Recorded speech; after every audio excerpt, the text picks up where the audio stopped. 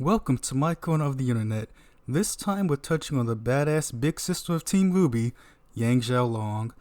On the surface, she's a fun-loving free spirit, but obviously like everybody, she has her inner demons as well, sometimes being hidden behind that bright exterior. The most prominent probably being her sense of abandonment by her mother, Raven. These problems run deep, getting her into more trouble than it's probably worth on multiple occasions as she tries to track down Raven. But, like everyone else, the fall of RWBY can change her as well. It showed her that she wasn't strong enough and couldn't protect the people and the life she held dear. I would imagine she thought she failed in that role of protector for her team. Now, understandably, going through that left her with a bit of depression and PTSD about putting herself in high-intensity, dangerous situations again. Yang has always been a strong and resilient person, so feeling weak is probably one of the things she hates the most, which is probably why she brushed Blake off in the barn in Volume 6. She doesn't want to feel like a burden and have people go out of their way to look after her. With this and some parenting from Tai Yang giving her a new perspective on approaching problems, she was able to start her journey towards healing. With some information she got from Crow, Yang is able to see her mother for the first time after so long, and you can tell she's nervous, finally achieving the goal she's wanted to, but tries to hide it behind a more stern and direct facade. However, with Yang determined to find RWBY, and Raven acting pretty pretentious, as well as insulting her family, that facade breaks a little, showing Raven the broken girl she's left behind.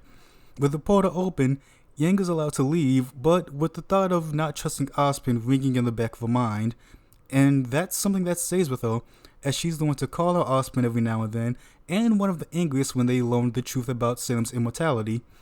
So, with that, Team RWBY is almost fully reunited, but Yang is holding a bit of resentment towards the missing member because she chose to run away. Those deep-rooted feelings of abandonment start to sprout again as she realizes she needs Blake in her life, but she disappeared without a trace, similar to her mother. But Yang is quickly consoled by Weiss on the promise Blake would return, and the idea that everyone has their own trauma and deals with it in their own way, but to be open to helping them when they're ready, and this is the cause of some of their awkward standoffish behavior in Volume 6, having to once again bridge that gap formed between them. So now we're at the Battle of Haven, with the second time Yang confronts Raven, and this time Yang is a bit more confrontational, taking shots at Raven by questioning if she's killed Vernal or her true motives behind what happened with the previous Spring Maiden. It does come off a little harsh, especially since we as the audience know Raven at least appealed to respect Vernal, but this is how she views her mom, as someone who uses people to get ahead, everything else be damned. And this is Yang pretty much coming to terms with that, pointing out every one of her flaws and failures to those she was supposed to hold dear, traits that Yang adopted to fulfill what she didn't have growing up. Similar to Crow, I think this is the moment Yang decided she was done with Raven, that the person Tai tells her about might not be there anymore, and who is now might not be worth knowing. With that said, side note, I really like Raven, and we obviously don't have the full complete picture yet, but I feel like there's something there. Not something to make her actions justifiable, but something to make it more understandable behind her just solely being a coward. But anyway, we move on to Volume 6, which pretty much seems like the end to Yang's problems with PTSD. Since it started, there were moments where she's hallucinated or felt the effects of it, but all that seems to go away with Adam's death, as she had to overcome that to continue protecting what she held dear. It's definitely one of the weaker points for her character and left something to be desired, as I think it should have been a problem she needed to overcome without using her fist, but that's where we ended up.